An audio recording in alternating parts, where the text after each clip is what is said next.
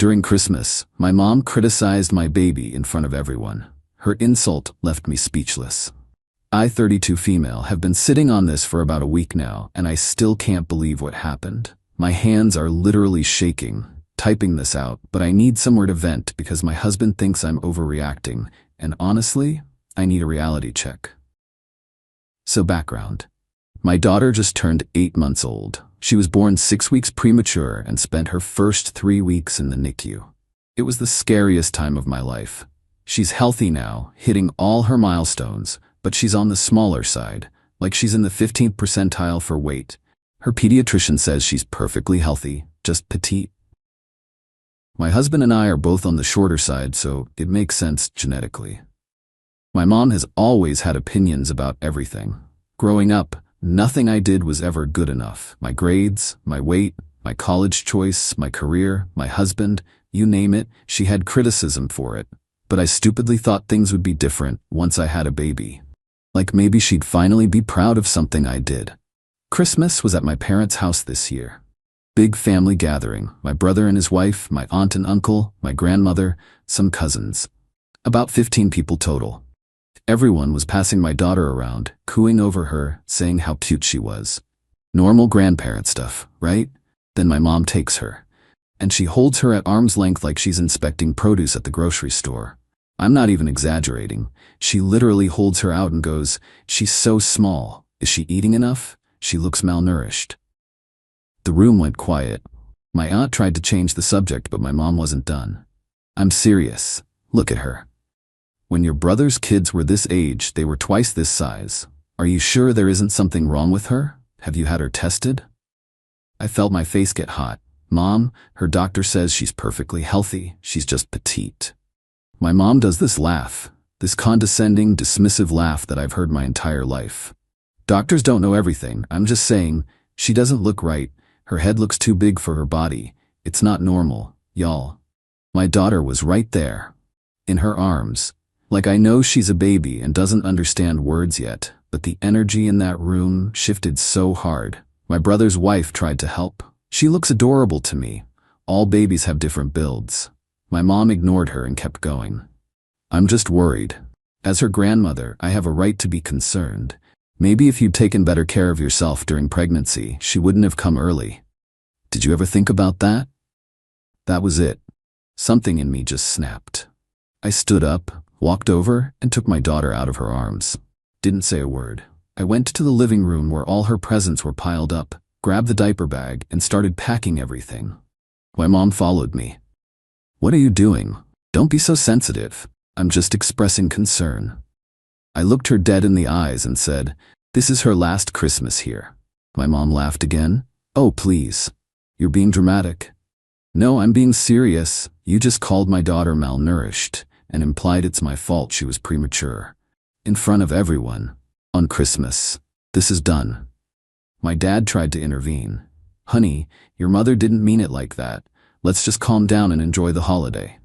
She said exactly what she meant. She always does. I finished packing up the presents, the ones my husband and I brought, plus the gifts from other family members who actually love my daughter without conditions. My mom's gifts stayed under the tree. That's when her face changed, like she finally realized I wasn't playing. "Wait, you're really leaving? It's Christmas dinner. You can't just leave. Watch me." My husband was confused but followed my lead. We were out the door in under 10 minutes. The car ride home was silent except for my daughter babbling in her car seat, completely oblivious. I cried the whole way. Not because I regretted leaving, but because I was so angry at myself for being surprised. For thinking this time would be different. We've been home for a week now. My phone has been blowing up. My mom keeps texting things like, "I can't believe you ruined Christmas, and you're keeping my granddaughter from me over nothing." And my personal favorite, "I was just being honest because I care." My dad sent a text that just said, "Please call your mother." My brother texted separately saying he understood why I left, but thinks I should be the bigger person and apologize so things don't get awkward at future family events. I haven't responded to any of them. My husband finally came around after I showed him some of the texts. He said he didn't realize how bad it was in the moment because he was in the kitchen getting drinks when most of it happened. Now, he's 100% on my side, but I'm still getting pressure from basically everyone to just let it go. That's just how she is. She's from a different generation. She didn't mean any harm. Am I crazy for thinking this is a hill worth dying on? Update 1, 5 days later. Okay, so I wasn't expecting my post to get this much attention, but here we are. Thank you to everyone who validated that I'm not insane. I needed to hear that more than you know. So, things have escalated. Buckle up. After I posted, I continued ignoring my mom's texts. She sent probably 30 messages over 3 days, ranging from "I'm sorry you took it that way," not an apology, to "you're poisoning my granddaughter against me," to "I have rights as a grandmother." Ma'am, your granddaughter is 8 months old. She doesn't even know what poison means. On New Year's Eve, she showed up at our house, no warning, just pulled into the driveway like she owned the place. My husband answered the door because I was feeding the baby. I heard my mom say, "I'm here to see my granddaughter. It's a new year and we're starting fresh." My husband, bless him, said, "That's not going to work for us right now." She tried to push past him, physically tried to push past my husband into our home. He blocked her and said, "You need to leave." She started crying, full waterworks. "I can't believe you're doing this to me. I'm her grandmother. I have every right to see her." I came to the door with the baby on my hip. "Mom, you need to go." "Let me just hold her for 5 minutes. 5 minutes, it's New Year's." "No. Why are you being so cruel? I said one thing and you're acting like I committed a crime." "You said multiple things. You called her malnourished. You said her head was too big. You implied her premature birth was my fault. On Christmas, in front of everyone. I was worried. That's what mothers do." "No. That's what you do. And I'm done letting you do it to my daughter." She stood there on our porch for probably 10 minutes crying and making a scene. Our neighbors were definitely watching. I'm sure that was part of the performance. Finally, my dad came and collected her. He gave me this look like I was the one being unreasonable. Since then, she's mobilized the family. My aunt called to tell me I was being unnecessarily harsh, and that my mom has always been a little tactless, but her heart is in the right place. I asked my aunt if she'd be okay with someone calling her grandkids malnourished at Christmas dinner. She didn't have an answer. My brother's wife texted me an essay about how my mom called her crying every day and how hard this is on her. On my mom. The victim here is apparently my mom. Then came the real kicker. My grandmother called. My 78-year-old grandmother who I adore and who has always been the peacekeeper. She asked me to come to her house on Saturday because she wanted to talk. I agreed because I love her and I thought maybe she'd actually understand. Nope. When I got there, my mom was sitting in the living room. Ambush. My grandmother said, "I just want my family together. Can't you two work this out?" I looked at my mom. She had this smug expression like she'd won something by tricking me into showing up. "Did you know she was going to be here?" I asked my grandmother. "I thought if you two could just talk." "I can't do this." I grabbed my keys. "Grandma, I love you, but this was not okay." My mom stood up. "See? She won't even try. She's the one being unreasonable." I turned to her. "You want to work this out? Start with an actual apology. Not 'I'm sorry you feel that way.' An actual, real apology acknowledging what you said and why it was wrong." She crossed her arms. "I'm not going to apologize for caring about my granddaughter's health." "Then we have nothing to talk about." I left. My grandmother called me later to apologize for the ambush. She said my mom begged her to help and she thought she was doing the right thing. I told her I understood, but I was hurt that she let herself be used like that. But wait, there's more. My mom started sending gifts. Every single day, a package would arrive at our door. Baby clothes, toys, a fancy stroller we didn't need, all with little notes attached. "For my precious granddaughter. Thinking of you always. Can't wait to see you grow." The first few I donated. Then I started marking them returned to sender, unopened. The delivery guys started recognizing me. One of them actually said, "Another one, huh?" "Yeah, buddy. Another one." Then she escalated further. She called our pediatrician's office, our pediatrician, claiming to be concerned about her granddaughter's health, and asking if she could speak to the doctor about her weight. The office obviously couldn't tell her anything due to HIPAA, but they called us to let us know someone had been inquiring. I was livid. This woman had the audacity to call our daughter's doctor to validate her Christmas comments, like she was trying to prove she was right about the malnourishment. I called her directly for the first time since Christmas. "You called our pediatrician?" I was worried. "You won't talk to me. You won't let me see her. How else am I supposed to know she's okay?" By trusting that her parents have it handled, like a normal person. "I'm her grandmother. I have a right to." "You have no rights. None. You are not entitled to information about my child. You are not entitled to access to my child. Stop calling people." She hung up on me. So now I'm apparently the villain who won't let things go and is tearing the family apart. Tweet. My husband thinks we should send one final message laying out our boundaries clearly so there's no ambiguity. I'm drafting something, but honestly, I'm so emotionally exhausted. The thing that keeps me going is looking at my daughter. She's so happy and perfect and has no idea any of this is happening. She deserves a grandmother who looks at her and sees joy, not problems to criticize. More updates as things unfold, I guess. Update 2. 3 weeks later. Final update because I think this chapter is closed. It's been a wild ride and I need to get this all out. After the ambush at my grandmother's and the pediatrician incident, my husband and I sat down and wrote out a formal letter to my parents. I know, very formal and dramatic, but we wanted it in writing, so there was no "I didn't say that" or "you misunderstood" later. The letter laid out everything. What was said at Christmas and why it was harmful. The subsequent behavior, including showing up unannounced, trying to force entry, mobilizing family against us, and contacting our medical providers. Our boundaries going forward, which included no visits until a genuine apology, no contact with our daughter without both of us present, no discussing our family situation with other relatives, and absolutely no contacting any professionals involved in our daughter's care. We sent it via email and certified mail because I know my mom would claim she never received it. The response was something else. My mom sent a 3-page letter back. Not an apology. 3 pages of how she was the victim, how I was always too sensitive growing up, how she sacrificed everything for me, and this is how I repay her, how my husband has poisoned me against my own family, and how she's consulting with a lawyer about grandparents' rights. That last part made me laugh out loud. I looked it up. Our state does have grandparent visitation laws, but they basically only apply if the parents are divorced, deceased, or deemed unfit, or if there's a pre-existing significant relationship and it's in the child's best interest. Married couple with a healthy baby who just don't want to see grandma because she's toxic? Not covered. But here's where it gets really interesting. My mom started calling my husband's parents.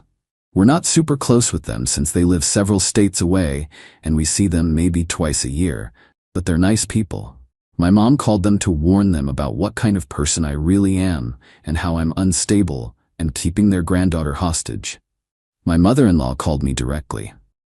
"Your mother called me.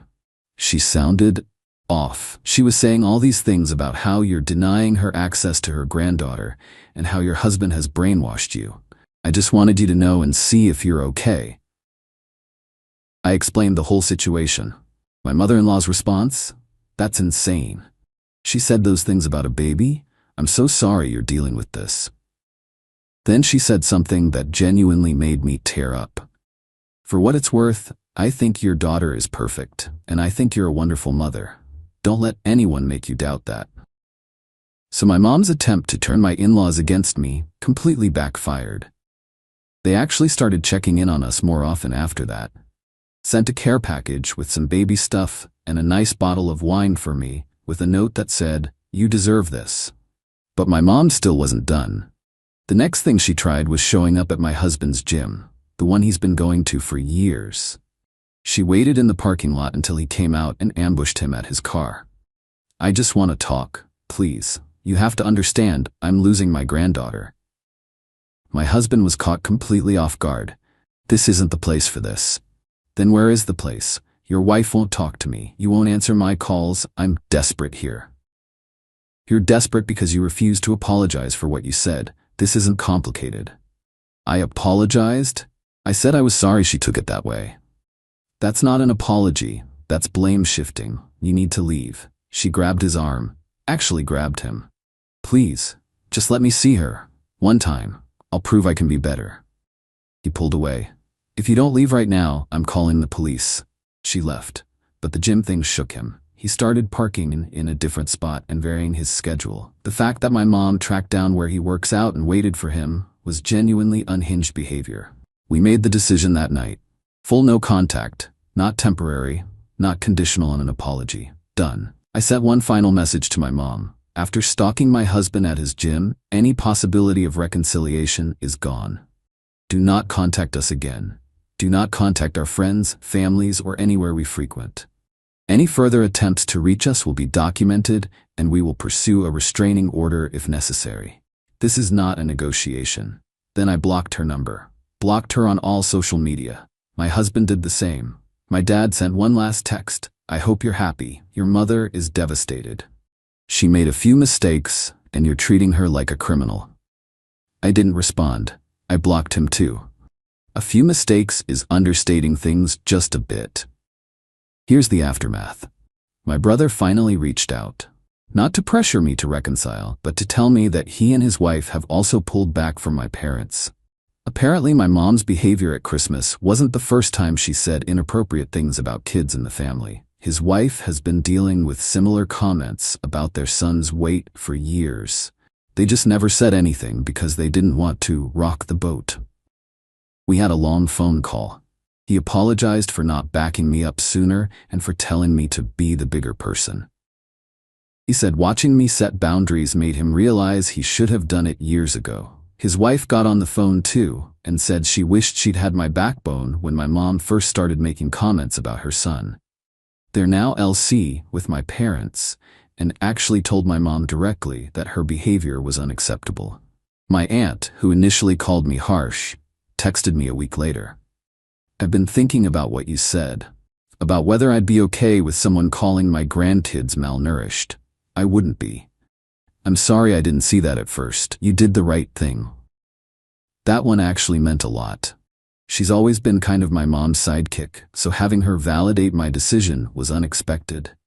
My grandmother and I have talked a few times. She's staying neutral, which is fine. She's old and she's seen a lot, and I don't expect her to cut off her own daughter. But she did say she respects my decision and that she's sorry for the ambush. She also told me something interesting. Apparently my mom has been telling the extended family that I've lost my mind and that my husband is controlling and that they need to save me. Some relatives have bought it, some haven't. I genuinely don't care anymore. The people who matter know the truth. As for my mom, from what I've heard through the family grapevine, she's not doing great. Not in a karmic justice way that makes me feel satisfied, just in a factual way. She's apparently been telling everyone who will listen that I've stolen her grandchild. Some of her friends have distanced themselves because even they think she's being unreasonable. My dad is apparently exhausted from managing her emotions 24/7. Part of me feels guilty about that. Like maybe I'm the reason for all this chaos. But then I remember that all she had to do was apologize. Say, I'm sorry for what I said about your daughter. It was wrong and hurtful. That's it. That's all it would have taken. She chose not to. She chose her pride over her grandchild. That's on her. My daughter is thriving. She's crawling now, getting into everything, laughing at the stupidest stuff. She pulls herself up on furniture and thinks she's hot stuff. She has grandparents who love her unconditionally, and my in-laws who have already planned a visit next month. She has an aunt and uncle who adore her. She has cousins to grow up with. She has parents who will protect her from anyone who tries to make her feel less than perfect. That's what matters. That's all that matters. To anyone reading this who's dealing with a toxic parent, you're allowed to choose peace. You're allowed to protect your kids. You're allowed to stop setting yourself on fire to keep someone else warm. I know some people will say I should have tried harder or given her more chances. But here's the thing. I gave her 32 years of chances. 32 years of letting comments slide, of being the bigger person, of pretending everything was fine. My daughter doesn't have to grow up with that. She gets to start fresh. This was the hardest thing I've ever done, and I'd do it again in a heartbeat. Thanks for listening, Reddit.